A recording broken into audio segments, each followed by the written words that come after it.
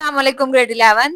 آج ہم لوگ جو ہے وہ کریں گے اسلامی ریاست کی ذمہ داریاں۔ اس میں ہم لوگ دیکھیں گے کہ اسلامی ریاست کے جو ہے نا کیا کیا فرائض اور کیا کیا ذمہ داریاں ہیں۔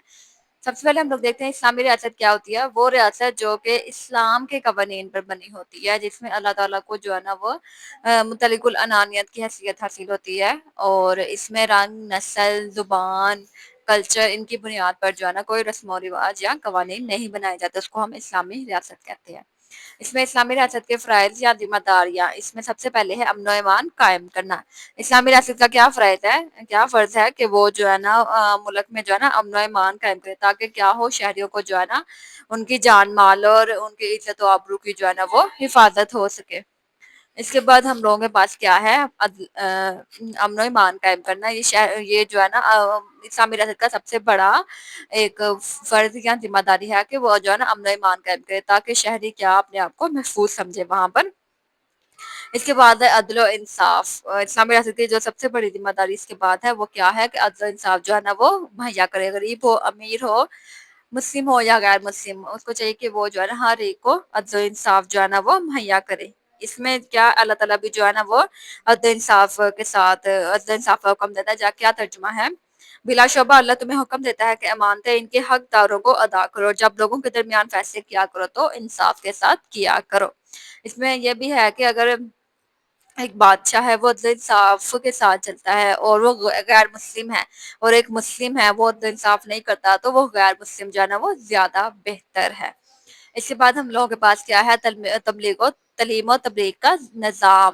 یہ جو ہے نا اسلامی ریاست کی سب سے بڑی ذمہ داری ہے کہ وہ اپنے ہر شہری کی جو ہے نا تعلیم اور تبلیغ کا جو ہے نا وہ انتظام کرے۔ اسلامی ریاست جو ہے نا ایک نظریاتی ریاست ہے، اس سے اسلام کی دعوت اور تبلیغ کے فریضے سے جو ہے نا کبھی غافل نہیں ہونا چاہیے، کبھی جو ہے نا وہ غفلت نہیں برتنی چاہیے۔ نہ صرف جو ہے نا بیرونی ملکوں میں وہ جو ہے نا اپنے تبلیغی مشن بھیجے، بلکہ اسلامی ریاست کے باشندوں کو بھی جو ہے نا بار بار تعلیم اور تبلیغ کا جو ہے نا وہ درس دیتا رہے، ان کو بھی جو ہے نا اس چیز کی دعوت دیتا رہے۔ اور اس کا کیا فرض ہے کہ وہ نہ صرف بیرون ملک میں جو ہے نا تبلیغ کا کام کرے، اسلام کی تبلیغ کا کام کرے، بلکہ وہ اندرون ملک میں بھی جو ہے نا اس چیز کا کام کرتا رہے۔ اور اس مقصد کے لیے جو ہے نا اندرون ملکوں میں جو ہے نا وہ درس گاہیں بنائی جاتی ہیں۔ اس کے علاوہ تبلیغی ادارے بھی بنائے جاتے ہیں، اور اس معاملے میں جو ہے نا اسلامی ریاست جو ہے نا وہ کیا ہے، یہ اس کا مقصد وجود ہے۔ مطلب اسلامی ریاست کا ایک وجود ہے، اور اس کا مقصد کیا ہے کہ وہ تعلیم اور تبلیغ کا جو ہے نا انتظام بہتر طریقے سے کرے، نہ صرف وہ اندرون ملک میں تعلیم و تبلیغ کا بہترین انتظام کرے، بلکہ وہ غیر ملکوں یا بیرون ملک میں بھی جا کے جو ہے نا وہ کرے اس کا انتظام۔ اور اس کے حوالے سے جو ہے نا وہ کسی بھی تعصب یا کسی بھی چیز کا نہ وہ کوئی کرے، بلکہ کیا کرے وہ کہ غریب، علیم، امیر، ہر ایک کو جو ہے نا وہ اچھی تعلیم دے، اور ساتھ میں تبلیغ کا نظام بھی قائم کرے۔ اس کے بعد ہمارے پاس کیا ہے، عہدوں پر جو ہے نا اہل افراد کا تقرر۔ یہ بھی اسلامی ریاست کی سب سے بڑی ذمہ داری یا فرائض ہے کہ عہدوں پر ان لوگوں کو لے کر آئے جو کہ اس قابل ہیں، جو کہ محنتی اور قابل ہیں۔ غیر ذمہ دار، بددیانت اور نااہل جو لوگ ہیں، ان کو جو ہے نا ملک چلانے کے جو کہ اہل نہیں ہوتے، ان کو جو ہے نا ان عہدوں پر نہ لے کر آئے۔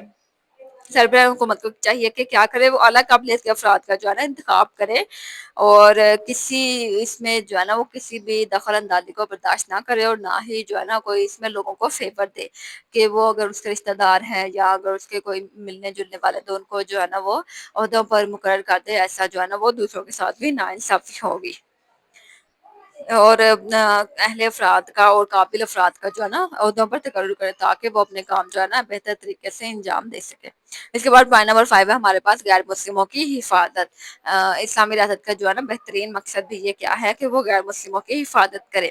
اور غیر مسلم جو آپ لوگوں کو پتا ہے، جو غیر مسلم جو ہے نا اسلامی ریاست کی حدود میں رہتے ہیں یا مسلم ریاست کی حدود میں رہتے ہیں، انہیں ذمی کہا جاتا ہے۔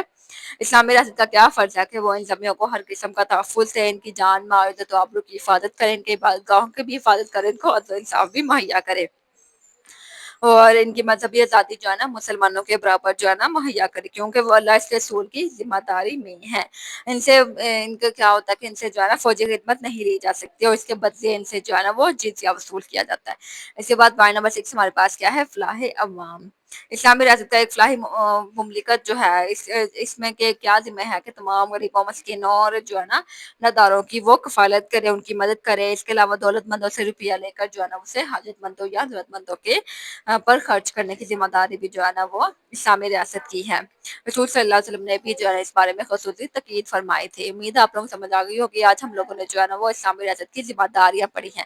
سب سے پہلے ہم لوگوں نے دیکھا کہ اسلامی ریاست کیا ہوتی ہے. وہ ریاست جس میں کوئی زبان، کلچر کی بنیاد، رنگ نسل کی بنیاد پر جو ہے نا نہیں رکھی جاتی، بلکہ اس کی بنیاد جو ہے نا وہ ایمان پر رکھی جاتی ہے اور اسلام کے اصولوں پر رکھی جاتی ہے. اس میں اقدار اعلیٰ جو ہے نا وہ اللہ تعالیٰ کو حاصل ہوتا ہے. اس میں کیا ہے کہ امن و ایمان قائم کرنا، اس کے علاوہ عدل و انصاف مہیا کرنا، کوئی بھی ہو، امیر ہو غریب ہو، تعلیم و تبلیغ کا انتظام جو ہے نا ہر ایک کے لیے کرنا، نہ صرف اندرون ملک میں بلکہ بیرون ملک میں بھی کرنا.